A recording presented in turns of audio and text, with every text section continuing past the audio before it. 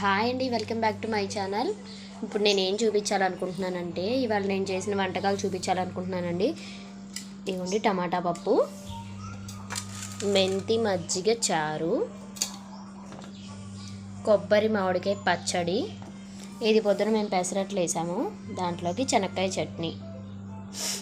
ఇవి ఎలా చేశాను ఏంటి అనేది ప్రాసెస్ ఇవాళ చూపించలేకపోతున్నానండి, ఎందుకంటే ఇవాళ టైం అయిపోయిందనమాట, వంటకి లేట్ అయిపోయింది.